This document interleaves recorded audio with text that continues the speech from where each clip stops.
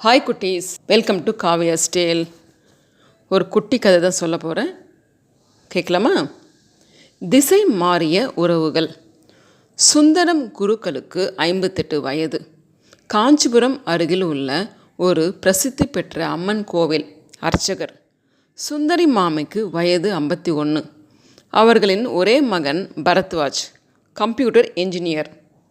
டெக்சாஸில் வேலை பார்க்கிறான். லட்சக்கணக்கில் சம்பாதிக்கிறான். சிறு வயதிலேயே மிகச் சூட்டிகையானவன் பரத்வாஜ். குடும்பம் ஏழ்மை நிலையில் இருப்பது தெரிந்து தான் நன்றாக படித்தால்தான் குடும்பம் முன்னேற முடியும் என்பதை உணர்ந்து எப்போதும் பாடப்புத்தகமும் கையுமாக அலைவான். வகுப்பில் எப்போதும் அவன்தான் முதல் மாணவன். +2வில் பள்ளி மாணவர்களில் முதல் மதிப்பெண்ணும் மாவட்ட அளவில் 3வது இடத்திலும் வந்தான். இன்ஜினியரிங் கல்லூரியில் சேர்ந்து விட்டாலும் அந்த 4 ஆண்டுகள் படிப்பு முடிவதற்குள் சுந்தரம் குருக்கள் மிகவும் திண்டாடித்தான் போய்விட்டார். பேங்க் லோன் கிடைத்திருந்தாலும் கல்லூரி கட்டணம் போக மீதி செலவுகளான புத்தகம், உணவு, விடுதி கட்டணம் என மற்றவற்றுக்கெல்லாம் பல இடங்களில் கடன் வாங்கியும் இருந்த ஒரே ஒரு ஓட்டு வீட்டையும் விற்று சமாளித்தார். எப்படியோ ஒரு வழியாக நல்ல மதிப்பெண்ணுடன் பரத்வாஜ் இன்ஜினியரிங் முடித்தான். அதற்கு பின் சென்னையில் உள்ள ஒரு பன்னாட்டு நிறுவனத்தில் அப்ரண்டிஸாக சேர்ந்தான். 2 வருட பயிற்சிக்கு பின் பணி நிரந்தரம் செய்யப்பட்டு நிறுவனத்தின் டெக்சாஸ் கிளைக்கு பணிமாற்றம் செய்யப்பட்டான். படிக்கும் காலத்தில் பரத்வாஜுக்கு பெரும்பாலும் ரசம் சாதம், தயிர் சாதம் தான். பல நேரங்களில் குருக்களும் அவர் மனைவியும் தாங்கள் சாப்பிடாமல் கூட இருந்து விடுவார். ஆனால் மகனுக்கு எப்படியாவது எதையாவது 3 வேளையும் சாப்பிட கொடுத்து விடுவார். கண்காணாத இடத்திற்கு போய் மகன் சாப்பாட்டிற்கு கஷ்டப்படக்கூடாது. சுந்தரம் குருக்களுக்கும் சுந்தரி மாமிக்கும் ஒரே எண்ணம்தான், ஒரு ஏழை குடும்பத்து பெண்ணைத்தான் மணமுடிக்க வேண்டும் என்று. மருமகள் பவித்ரா ஏழை குடும்பத்தை சேர்ந்தவள். அவள் அப்பா ஒரு ஓட்டலில் சமையல்காரர். +2 முடித்து இருந்தாள். வரதட்சணை, நகை, சீர் எதுவும் கேட்காமல் இவர்களே திருமண செலவுகளை செய்து திருமணத்தை முடித்தனர். திருமணமான ஒரே வாரத்தில் பரத்வாஜ் மனைவி பவித்ராவுடன் டெக்சாஸ் சென்று விட்டான். போன புதிதில் அவ்வப்போது ஃபோன் செய்து பேசிக்கொண்டிருந்த மகனும் மருமகளும் அதன் பின் மாதம் ஒரு முறை, 2 மாதத்திற்கு ஒரு முறை என்று பேசலாயினர். திருமணத்திற்கு பின் டெக்சாஸ் சென்ற பரத்வாஜ் ஒரு முறை கூட பணம் அனுப்பவில்லை. அதற்கு பின் பரத்வாஜிடமிருந்து பணம் பற்றி எந்த பேச்சும் கூட வந்தது கிடையாது. சுந்தரம் குருக்களுக்கும் சுந்தரி மாமிக்கும் மகன் பணம் அனுப்பவில்லையே என்ற கவலையெல்லாம் இல்லை. அவன் நன்றாக இருந்தால் அதுவே போதும். 2 ஆண்டுகளுக்கு பின் மகன் இதோ இப்போது தான் சொந்த ஊர் வருவதாக ஃபோன் செய்திருந்தான். அதற்குத்தான் சுந்தரி மாமி தடபுடலாக பிரச்சனைகள் எல்லாம் செய்து அமர்க்கலப்படுத்தி கொண்டிருக்கிறாள். சுந்தரி மாமியிடம் மகன் ஃபோனில் பேசும்போதெல்லாம், அம்மா இங்கே சொர்க்கம் மாதிரி இருக்குமா, பெரிய வீடு, தோட்டம் எல்லாம் இருக்குது. வீடு பெருக்க, பாத்திரம் தேய்க்க, துணி துவைக்க எல்லாவற்றிற்கும் மிஷின் இருக்குது. நீங்கள் 2 பேரும் இங்கேயே வந்து என் கூடவே தங்கிடுங்கம்மா. அங்கே என்ன இருக்குது என்று அடிக்கடி கூப்பிடுவான். அப்பா கோவிலை விட்டு வருவார்னு தோணலப்பா. நீ இங்கே வரும்போது அது பற்றி பார்க்கலாம் என்று கூறி வந்தால் சுந்தரி மாமி. மகன் சொல்லியே சுந்தரி மாமிக்கு அந்த ஆசை அடிமனதில் தங்கிவிட்டது. எப்போதும் சுந்தரம் குருக்களிடம் வாய் ஓயாமல் கூறத் தொடங்கிவிட்டாள். 1 மாதமாவது டெக்சாஸ் போய் மகனுடன் அக்கடாவென்று இருந்துவிட்டு வர வேண்டும் என்று. இப்போது மகன் வரும் தகவல் கிடைத்ததிலிருந்து அவளுக்கு கை கால் ஓடவில்லை. எப்போது மகன் வந்து தங்களை அவர்களுடன் கூட்டி போவான் என்றே மனதில் ஓடிக்கொண்டிருந்தது. பரத்வாஜ் வருமன்று மீனம்பாக்கம் விமான நிலையம் சென்று அவர்களை கூட்டி வர வேண்டும் என்று தான் சுந்தரி மாமிக்கு ஆசை. ஆனால் பரத்வாஜ், அம்மா நீங்கள் சிரமப்பட வேண்டாம், கஸ்டம்ஸ் கிளியரன்ஸ் மற்ற ஃபார்மாலிட்டிஸ் எல்லாம் முடிய நேரமாகும், அதனாலே நாங்களே வந்துடுறோம் என்று கூறிவிட்டதால் வீட்டுக்கு உள்ளேயும் வெளியேயும் குட்டி போட்ட பூனை மாதிரி நடந்து கொண்டிருந்தாள். காலையிலிருந்து சாப்பிடாமல் இருவரும் காத்திருக்க மாலை 3 மணிக்கு வந்து சேர்ந்தனர். பரத்வாஜும் பவித்ராவும் ரெடியாக வைத்திருந்த ஆரத்தியை சுற்றி வீட்டுக்குள் அழைத்தாள் சுந்தரி மாமி. சுந்தரம் குருக்கள் காலையில் இருந்து, அம்மா சாப்பிடாம உங்களுக்காகத்தான் காத்திருக்காள், வாப்பா ஒரு வாய் சாப்பிடலாம். இல்லைப்பா, நாங்கள் பவித்ரா வீட்டிலேயே சாப்பிட்டோம். அம்மா உன் கையால் ஒரு வாய் காப்பி குடுமா, அது போதும். அப்போது தான் அவர்களுக்கு உரைத்தது. அவர்கள் இருவர் கையிலும் லக்கேஜ் எதுவும் இல்லாதது. மகனையும் மருமகளையும் 2 ஆண்டுகளுக்கு பிறகு பார்த்த ஆனந்தத்தில் எல்லாவற்றையும் மறந்துவிட்டனர். பெத்த மனமல்லவா? பவித்ரா தன் கையில் வைத்திருந்த துணி பையை மாமியாரிடம் கொடுத்தாள். அதில் சில சாக்லேட் வகைகளும் ஒரு புடவை ஜாக்கெட் வேட்டி துண்டும் இருந்தது. சுந்தரி மாமிக்கு பசியில் மயக்கமே வரும் போலிருந்தது. பார்த்து பார்த்து சமைத்து வைத்திருந்த அத்தனை உணவு வகைகளும் சீண்டுவாரற்று அங்கே கிடந்தது. காப்பி சாப்பிட்ட சிறிது நேரத்தில், சரிப்பா, நாங்கள் கிளம்புறோம். அங்கே பவித்ரா வீட்டில் தங்கிக்கிறோம். நான் அடிக்கடி வந்து பார்த்துக்கிறேன்.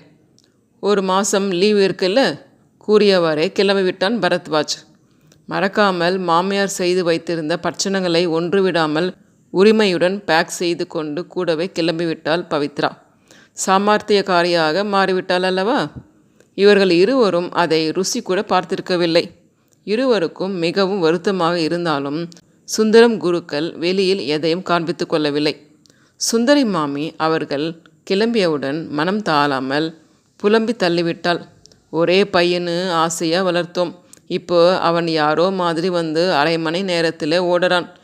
எனக்கு மனசு சங்கடமாக இருக்குங்க. சுந்தரம் குருக்கள் தான் அவளை பலவாறு தேற்றி சாப்பிட வைத்தார். 2 நாட்கள் கழித்து மறுபடியும் வந்த பரத்வாஜ் அப்பாவிடம் மட்டும் பேசினான். அப்பா, பவித்ராவுக்கு அவள் அம்மாவை டெக்சாஸ்க்கு கூட்டிக்கிட்டு போய் 1 மாதம் கூட தங்க வச்சுக்க ஆசையாம்பா. அவள் அம்மாவும் பாவம், சின்ன வயசுலேருந்து குடும்பம் குழந்தைகள்னு உழைச்சி ஓடாயிட்டா. அதனால் அவங்களை நாங்கள் இப்போ கூட்டிக்கிட்டு போக போகிறோம். நீங்கள் எல்லாத்தையும் சரியாக புரிஞ்சுப்பீங்க. அதனால்தான் உங்ககிட்ட சொல்கிறேன். அம்மாவுக்கு எப்படியாவது சொல்லி புரிய வைக்கிறது உங்கள் பொறுப்புப்பா. அப்புறம் பவித்ராவுக்கு தனியாக இருக்கிறது தான் பிரிச்சிருக்குப்பா. அம்மாவுக்கும் பவித்ராவுக்கும் ஒத்து போகாதுப்பா. அதனால் நீங்கள் ஃபோன் கூட செய்யாதீங்க. நானே அப்பப்போ சமயம் கிடைக்கும்போது உங்களுக்கு ஃபோன் செய்கிறேன்.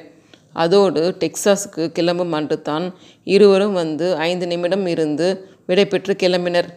அன்று இரவு, என்னங்க, நான் உங்களுக்கு வாழ்க்கைப்பட்டு வந்ததிலிருந்து எதுக்கும் ஆசைப்பட்டதில்லை. ஆனால் நம்ம பையன் வெளிநாட்டுக்கு போனதுக்கு அப்புறம் 1 மாதமாவது அங்கே போய் இருக்கணும்னு ஆசைப்பட்டேன். அது நீராசையாயிடுச்சு. சரி, வாங்க தூங்கலாம். நீங்கள் 4 மணிக்கு எழுந்து குளித்து கோவிலுக்கு போகணும். 6 மாதங்கள் உருண்டோடிய பின் டெக்சாஸில் ஒரு நாள், என்னங்க, நான் கர்ப்பமாக உள்ளேன் என்று டாக்டர் சொல்லிவிட்டார். பேசாமல் உங்கள் அம்மாவை வரவழைச்சா என்னங்க? பிரசவம் முடிகிற வரை இங்கேயே இருந்து எனக்கு வேண்டியதை சமைச்சு போடட்டுமே என்று பவித்ரா தன் கணவன் பரத்வாஜிடம் கூறினாள். நீ தானே நமக்கு ப்ரைவசி தேவை, அவங்க இங்கே வந்தால் சரிப்படாதுன்னு சொன்னேன். இப்போ கூப்பிட்டா எப்படி வருவாங்க என்று பரத்வாஜ் கூறினான். சரி, எனக்கு மனசே சரியில்லைங்க. இங்கே புதுசாக கட்டப்பட்ட அம்மன் கோவிலுக்கு போன வாரம் கும்பாபிஷேகம் நடந்ததில்ல, அங்கே சென்று வரலாமா? இவர்கள் போன போது அந்த கோவிலில் சற்று கூட்டமாக இருந்தது. அப்போது தான் அம்மனுக்கு அலங்காரம் முடித்து திரை விலக்கி தீபாராதனை காட்டப்பட்டது. கண்கள் மூடி கை குவித்து இறைவனை வணங்கி கண்களை திறந்தால் தீபாராதனை தட்டுடன் அருகில் வந்து குருக்களை பார்த்து அதிர்ந்தான் பரத்வாஜ். அங்கே நிற்பது யார்? அப்பாவா? கண்களை கசக்கி விட்டு கொண்டு மீண்டும் பார்த்தான். அப்பா? அவனை அறியாமல் வாய் முணுமுணுத்தது. கொஞ்சம் இருப்பா, இதோ வரேன். அங்கிருந்து வேறொரு குருக்களிடம் ஏதோ சொல்லிவிட்டு வந்த அப்பா, அதோ அதுதான் நம்ம குவார்ட்டர்ஸ், வாங்க போகலாம்.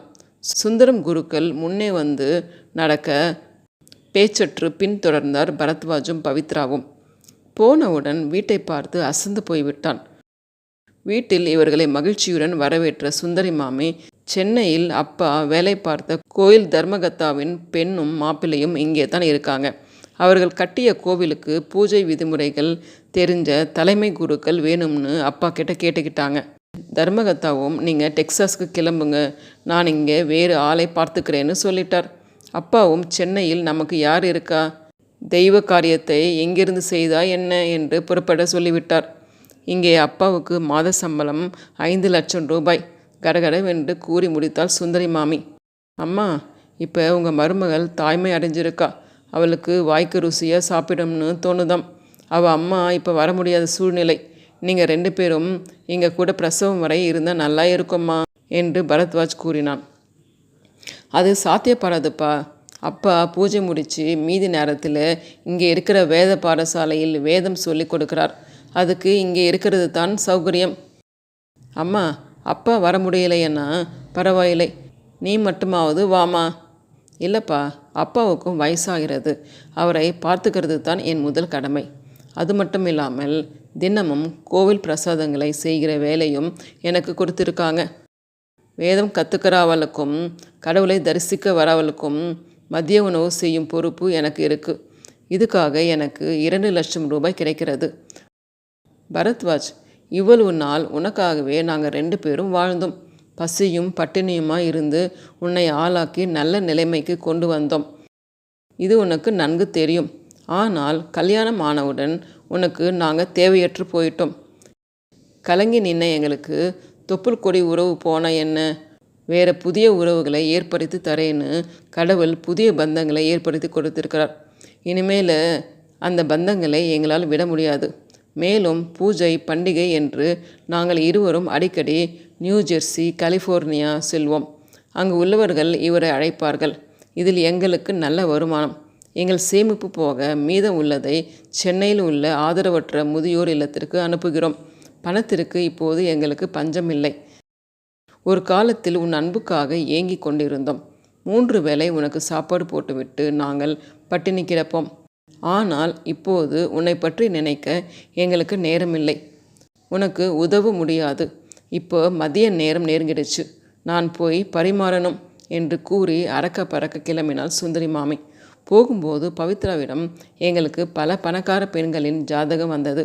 ஆனால் நீ ஏழை குடும்பத்தில் பிறந்தவள், எங்களை எல்லாம் கைவிட மாட்டாய் என்று நினைத்து ஏமாந்து போய்விட்டோம். என் மகனை இப்படி மாற்றிவிட்டாய். அவனை உனக்கு அடிமையாக்கி விட்டாய். நாளைக்கு உனக்கும் ஒரு மகன் பிறப்பான். பிற்காலத்தில் உங்களையும் இப்படி நடத்துவான். மாமியாரின் அனல் பறக்கும் பேச்சு அவளை ஈட்டியால் குத்துவது போல் இருந்தது.